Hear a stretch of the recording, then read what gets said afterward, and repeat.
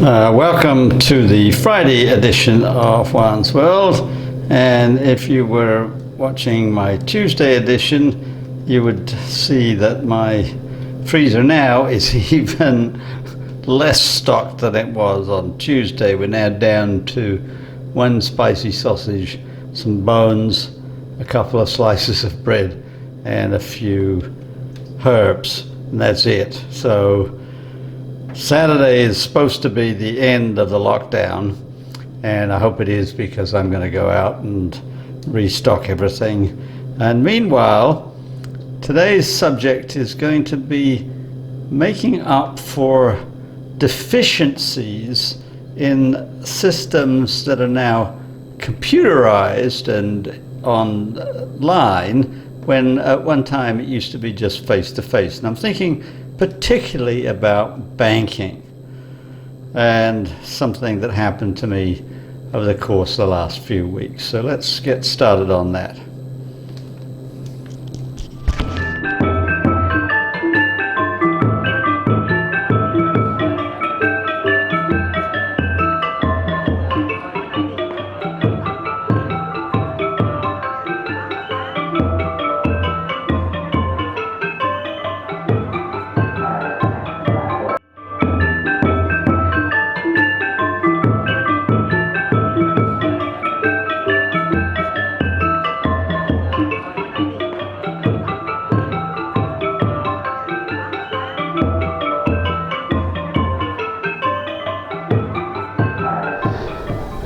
So my story today concerns some banking that I've been doing for the past,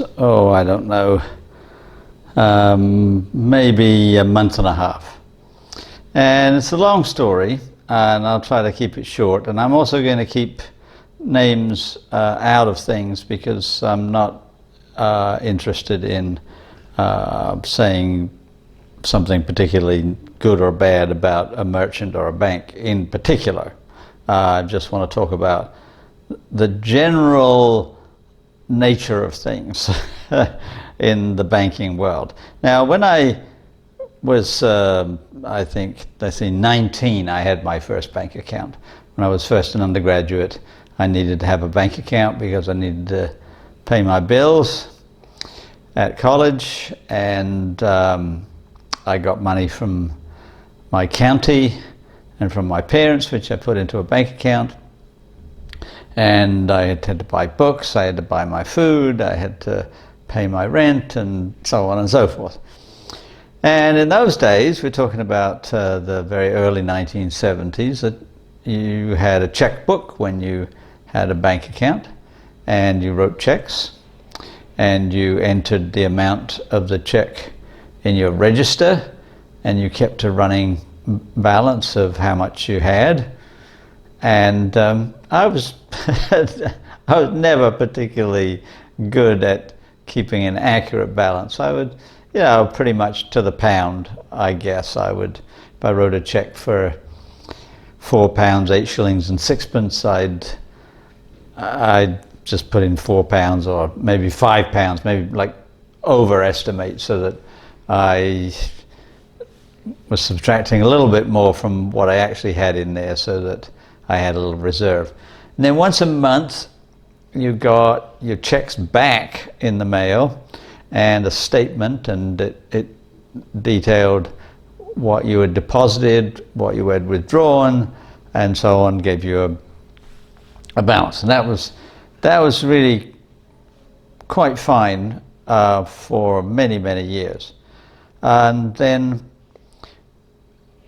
when I moved to the United States, and after I'd taken my PhD and become a professor, so we're talking about the 80s now, they started introducing debit cards. And that was an improvement over checks, because you could just give your debit card to somebody that you'd bought something from, like a credit card, except that the money came straight out of your account. And with a debit card, there was no fee attached. You just had the money taken straight out. There's no credit involved, and I thought that was just fine. In fact, I still do that. I used to have 2 accounts with 2 debit cards. I'm now down to 1 account, 1 debit card. And the next big transition that was really important was online banking, so that I could check my statement any time of the night and day. Just go online, get into my account. I could see debits, credits, I could do transfers, I could pay bills, all kinds of things. And that's pretty much what I use nowadays. Here in Cambodia, it's very convenient. I use my debit card most of the time. I rarely use cash. I use cash only when I'm dealing with street vendors or very small stores, but anybody else I use my card. I sometimes have to use cash because some of the smaller stores, the camera store where I bought this camera that I'm using now, for example, they wanted cash because they have to pay a fee to the company for using the card, and so they either charge me the fee or I pay cash, and cash is cheaper. I still have to pay to get my cash out from foreign banks, so there's a lot of problems here. But anyway, I use online banking and everything is mostly okay. There's another step further which I haven't got to yet, which is you can use your smartphone to pay your bills.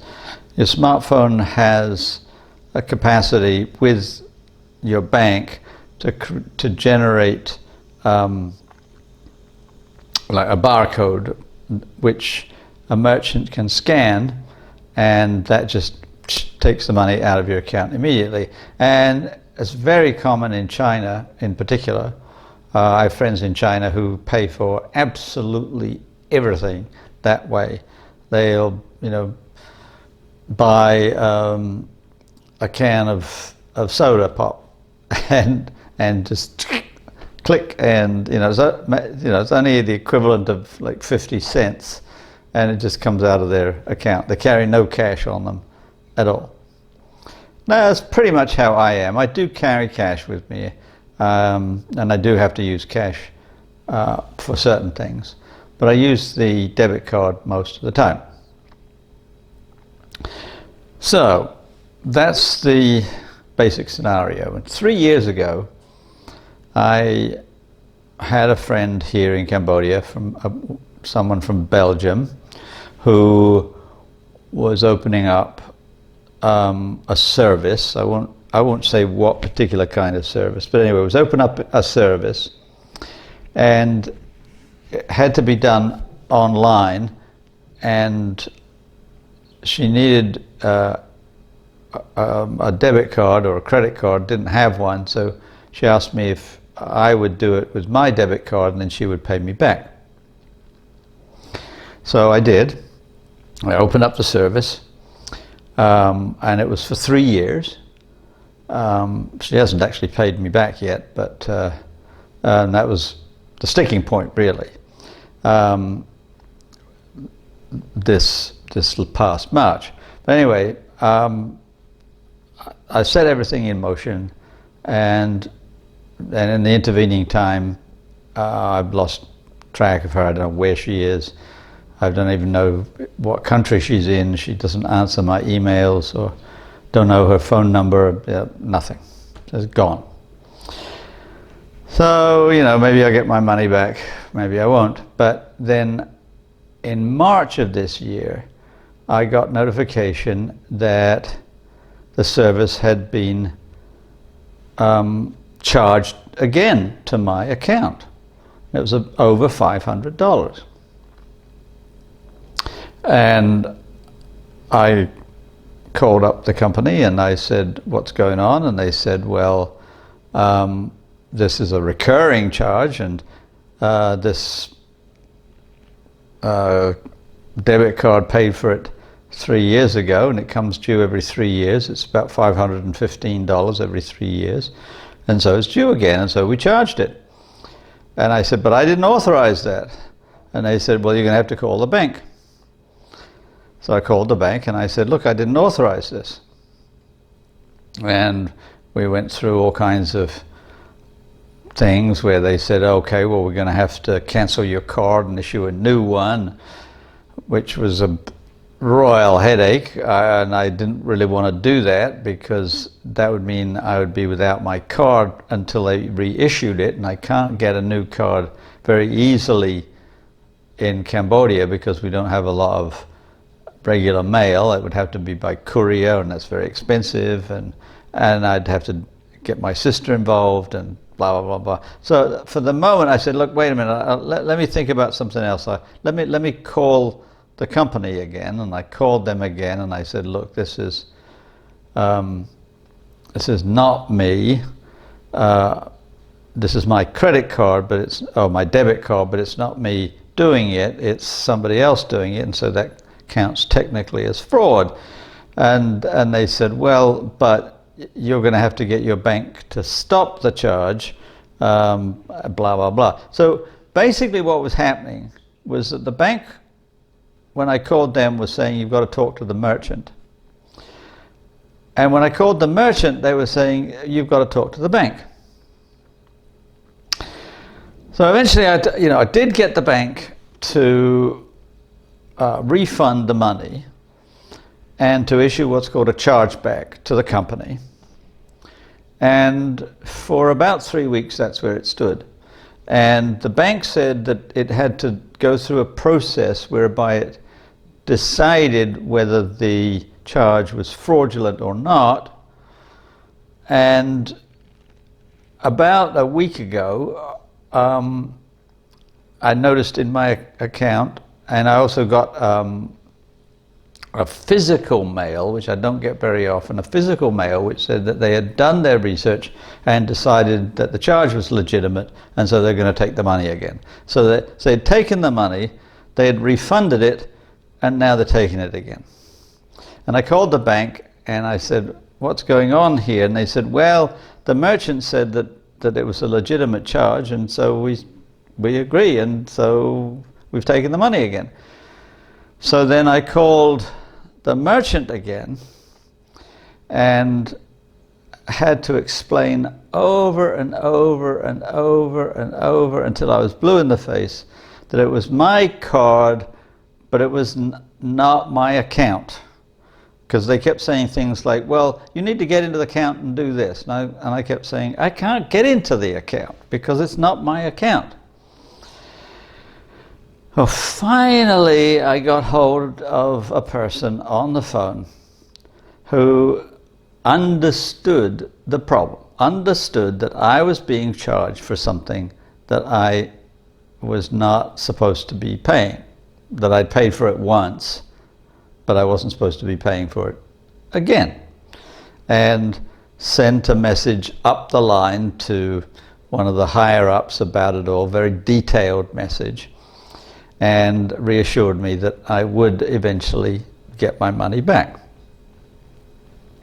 And there followed after that about 6 or 7 emails back and forth explaining the situation. And finally I got resolution this morning in an email saying, okay, we're still gonna take like $10 or $15 or something like that, but you'll get most of the money back. And they also realized when they checked their records that the service that I'd been paying for 3 years had never been used.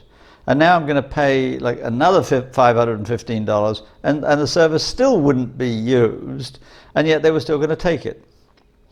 But my saving grace was that somebody listened to me. Now, I haven't calculated exactly, but I believe that I, on 3 separate occasions, was on the phone for about 6 hours, yes, literally 6 hours, each time with an average of about 7 different operators, and it was only one person out of all of that time and all of the people that I spoke to who finally listened and understood that I was due my money back. You know, now if it had been a smaller amount of money, even up to $100, I wouldn't have been going through all of this. But it was over $500, and that's more than my monthly charges for rent and utilities and food. So it's a lot of money. I mean, if I was really stingy, I would object to being charged $5 or $10. And I mean, most of the time I get annoyed by it, but I'm not gonna fall over backwards about it.